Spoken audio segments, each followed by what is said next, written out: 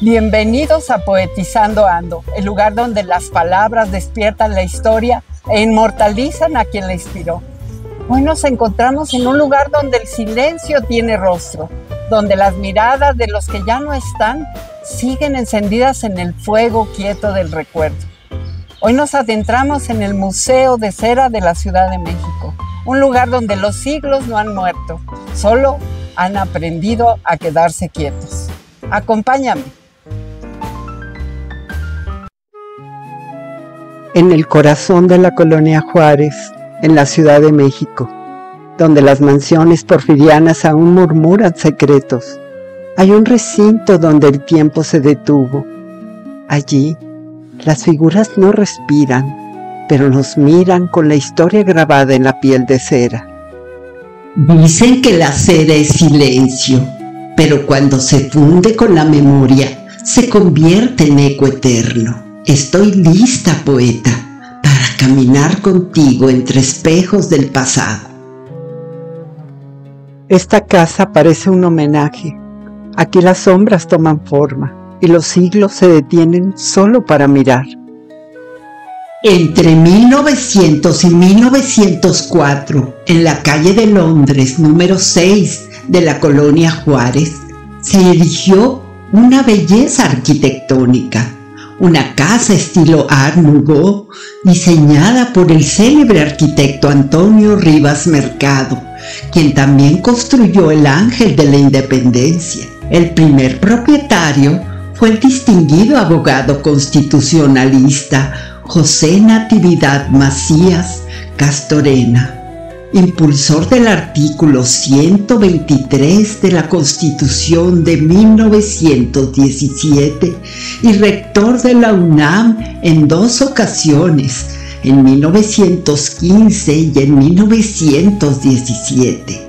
Se cuenta que sufrió cárcel por su activismo político y que enemigos de Francisco y Madero intentaron incendiar la casa. Y después de ese propietario, ¿siempre fue museo? Tras el fallecimiento del señor Macías Castorena, la residencia quedó abandonada. Posteriormente fue restaurante y luego sede del Centro Nacional de Investigación, Documentación e Información Musical del INBA, Instituto Nacional de Bellas Artes. En 1979, el grupo Museo de Cera adquirió la casona, la restauró profundamente y preservó.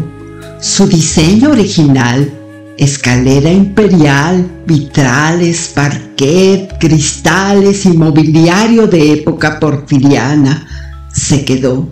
El lugar casi fue demolido por propietarios anteriores, pero se salvó gracias a esta restauración. Desde entonces alberga el Museo de Cera de la Ciudad de México y fue declarado Patrimonio Histórico de la ciudad.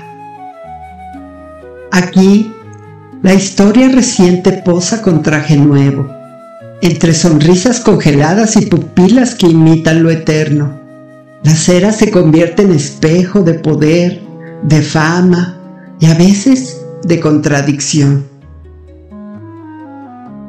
Antes de que la fama fuera selfie, antes de que los retratos hablaran, la cera ya contaba historias. Era memoria moldeada, eco del cuerpo humano que desafiaba el olvido. ¿Sabías, poeta, que esto comenzó como un arte funerario? Cera sobre el cadáver para conservar la última expresión como un susurro atrapado entre la piel. Sí, dicen que fue en el antiguo Egipto donde los sacerdotes usaban cera de abejas para representar deidades y cuerpos embalsamados, pero no fue hasta el siglo XVIII cuando la cera tomó rostro propio y voz prestada. Y fue en Francia donde una mujer cambió el rumbo. Mary Tussaud, huérfana de guerra, aprendiz de anatomista, modelaba cabezas que la guillotina cuando la Revolución Francesa cortaba. Su don era inquietante, hacer que la muerte pareciera viva. Y cuando París se volvió peligroso, ella cruzó el mar con sus figuras hasta llegar a Londres. Allí fundió en 1835 el primer museo de cera moderno, Madame Tussauds. Y desde entonces, reyes, asesinos, poetas y estrellas fueron pasando por sus manos para quedar inmóviles en la historia. Pero la cera no solo imita, la cera preserva, revela al humano en su fragilidad y en su mito. Desde entonces los museos de cera se multiplicaron en el mundo y México, con su alma barroca y amor al rostro ajeno, levantó su templo en esta casona del siglo XX. No es mágico, poeta, que el calor de una vela derrita, pero el calor de una idea solidifique un alma en cera.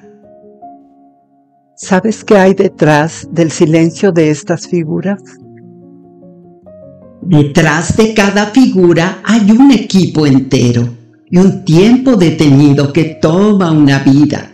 Manos mexicanas, poeta, es lo que dan vida a lo inmóvil.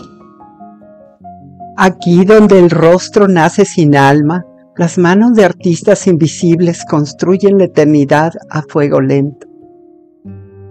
¿Cómo logran que el silencio tenga expresión? Que un párpado inmóvil parezca contener un recuerdo. Primero estudian cada milímetro de su rostro. Fotos, videos, entrevistas, escaneos, si hay. Luego con arcilla modelan el alma y cuando queda perfecta, hacen el molde para verter la cera. ¿Y cuánto tiempo toma hacer una réplica? Unos 6 meses, a veces más. La figura pasa por muchas manos. Quien esculpe, quien pinta piel, quien coloca cejas una a una, quien elige los ojos y finalmente quien viste al personaje. ¿Y usan cabello real? Claro, cada cabello se coloca uno por uno. Los dientes son hechos a mano, las venas pintadas con pincel de un solo pelo. Todo busca parecer real, sin llegar a ser inquietante. Entonces son alquimistas del parecido. Hacen que la memoria se toque, que los ídolos nos miren a los ojos. Su trabajo es hacer visible lo invisible, dar cuerpo al mito y sostenerlo con cera. Entonces en cada figura queda algo del escultor, ¿verdad? Sí, de cada uno queda un poco ahí. Una mejilla, una cicatriz, en la postura, pero nadie lo sabrá porque su firma es el anonimato. No sé sus nombres, sé que son mexicanos y yo los nombro poetas de la forma, los guardianes del instante eterno que hacen que podamos gozar de estas presencias. José María Morelos y Pavón, el estratega, el siervo de la nación que escribió con pólvora y visión. Miguel Hidalgo y Costilla, sacerdote de fuego, el que convirtió la campana en clarín de la libertad. Murió fusilado, pero su eco resuena el 15 de septiembre. ¿Sabías que hubo un día en que el arte se volvió humo? La historia se convirtió en ceniza y los rostros que la cera había inmortalizado se derritieron en llanto de fuego. Corría el año de 1992. Una falla eléctrica se volvió llama y en aquel incendio las figuras, los recuerdos, la historia en cera casi se evaporaron por completo. 130 piezas ardieron Eran figuras de gigantes como Gandhi, Zapata y Villa, toda una colección que se fundió en sombras. De todo el arte, solo cenizas y dolor quedaron, pero también una promesa. Se cerró por 14 meses mientras el lugar fue restaurado, y las figuras reconstruidas una a una, hoy volvieron a respirar miradas. Esta es la sala de presidentes y reyes del Museo de Cera. Aquí podemos ver quién ha gobernado el mundo. Aquí las coronas no pesan, los trajes no gobiernan, pero la historia aún respira. ¿Quién decide qué rostro merece ser inmortalizado? Tal vez no quien fue más justo, sino quien cambió el curso del río, aunque dejara piedras tras de sí. Barack Obama, el primer presidente afroamericano de Estados Unidos, con sonrisa y mirada de esperanza. Su frase, "Yes we can", fue más que un eslogan, fue un grito de cambio para millones. Carlos III, el heredero eterno, ahora rey tras más de 70 años de espera. Un hombre dividido entre tradición y modernidad. La paciencia también es un acto de valentía, parece decir su figura. La reina Isabel II. Ella no nació para reinar, pero el destino cambió cuando su tío abdicó. Fue testigo del siglo XX y arquitecta simbólica del XXI. Aquí no solo late la cera, late la arquitectura, es una joya de luz y madera. Mira esos vitrales, poeta, como laberintos de color que filtran el día y lo cuelan al pasado. Los vitrales datan de tiempos porfirianos, fueron traídos de París por Antonio Rivas Mercado, para iluminar el salón central con un brillo que solo la alta sociedad podía ver.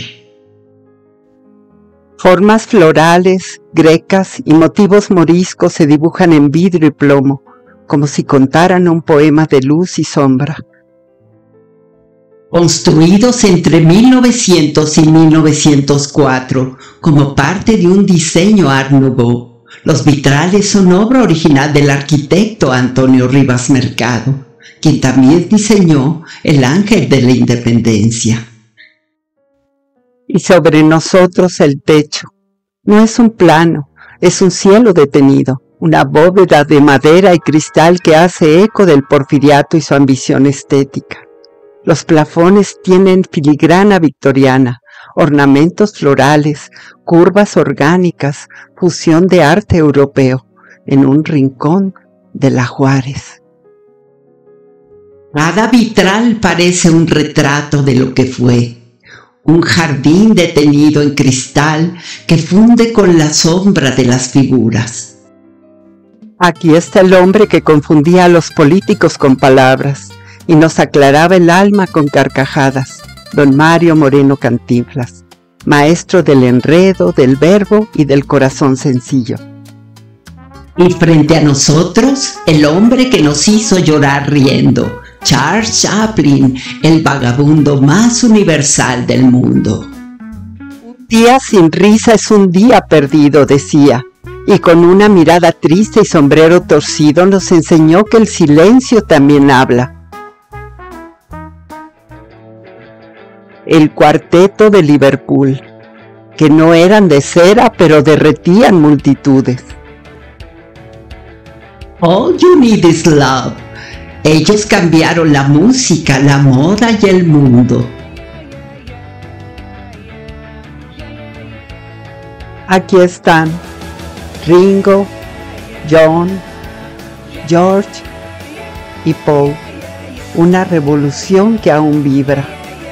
4 muchachos que con guitarras y poesía reescribieron el lenguaje de los sueños.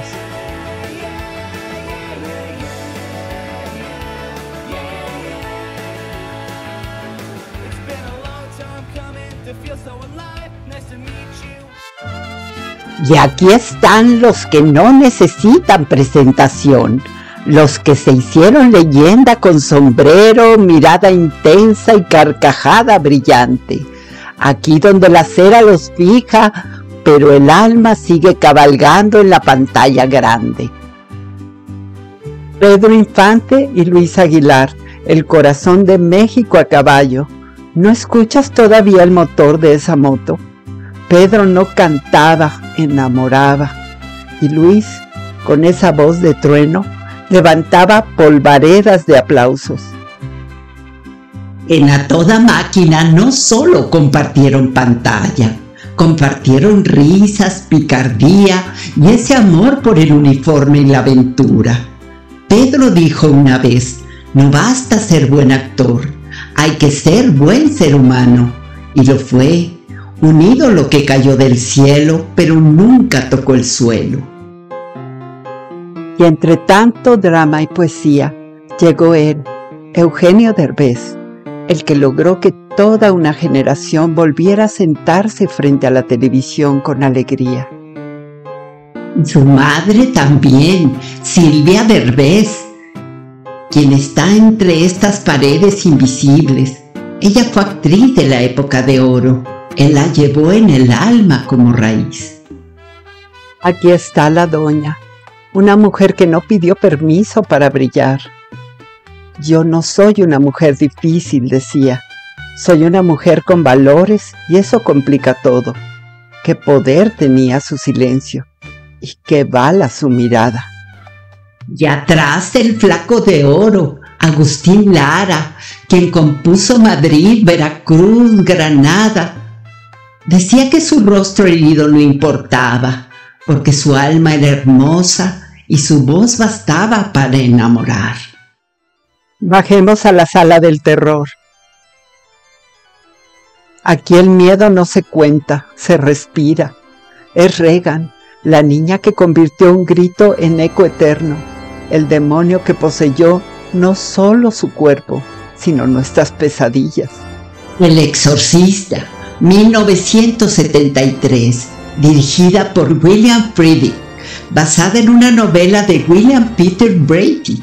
Marcó el cine con Vómito Verde, Crucifijos y una guerra espiritual que nos enfrentó con lo invisible. El hombre que en luna llena olvida su nombre, uñas largas, ojos encendidos, es la batalla interna entre el instinto y la razón. ¿Quién no ha sentido esa furia que quiere romper la piel? ¿La escuchas? Llora por sus hijos, por los que arrojó al río, y ahora busca entre los espejos del tiempo. Es nuestra leyenda, la más nuestra, la que se arrastra con las noches de México. Y aquí el más incomprendido, Frankenstein, el monstruo hecho de partes humanas, pero con un corazón que ansiaba ternura. No era malo, fue abandonado. Mary Shelley le escribió en una noche de tormenta y creó más que un monstruo, una pregunta viva sobre el alma. Pero ¿quién es más monstruo, el que fue creado o quien lo rechazó? Ahora pasemos a la sala infantil. Aquí está él, el hombre que no necesitó hadas ni castillos para crear un universo entero, donde los grillos cantan, las muñecas lloran y los ratones bailan. Francisco Gabilondo Soler, Cricri, el grillito cantor, el trovador de la niñez, el que nos enseñó que una canción puede hacer florecer el corazón de un niño y también el de un adulto que no ha olvidado soñar. Y aquí está el niño sin nombre, el que vivía en un barril pero cabía en el corazón de todo Latinoamérica. Él decía, fue sin querer queriendo, y con esa frase nos enseñó que incluso los errores pueden tener inocencia. Aquí en este museo, los silencios están detenidos. Cada rostro guarda un eco, cada gesto una eternidad. Deja entonces invocar tus versos, para que la cera también se vuelva palabra. Catedral de la cera. Aquí, donde las paredes respiran historia y los vitrales filtran la luz como suspiros, se alza una casa antigua que aprendió a detener el tiempo. No es solo un ladrillo, ni cera, ni silencio. Es un altar del recuerdo, una ofrenda viva a la memoria del mundo. Este museo nacido de manos que esculpen el alma es un sueño endurecido en forma de cuerpos que no se mueven, pero miran. Aquí el arte no grita, susurra. Cada figura tallada en minucioso fervor es el eco de una historia, una página quieta del gran libro humano. Es política que aún piensa, es deporte que aún salta, es poesía en el gesto, fantasía con ojos de vidrio que miran lo que fuimos, lo que somos. Oh casa del porfiriato que guardas techos pintados y escaleras como columnas del tiempo, fuiste testigo de bodas, de abolengos y de modernidades, hasta convertirte en templo del asombro y la réplica. Y hoy llevas en tus salones el rostro del mundo. La cera, materia humilde, aquí se convierte en inmortalidad. Aquí el pasado no muere, el presente se multiplica y el futuro aprende a mirar. Este museo es un espejo que no solo refleja, revive. Y en cada sala una época respira, una emoción se congela, un instante se abraza al asombro de quien entra buscando ver y sale habitando un poco más la historia. Porque no hay lugar más real que aquel donde la fantasía camina con nosotros.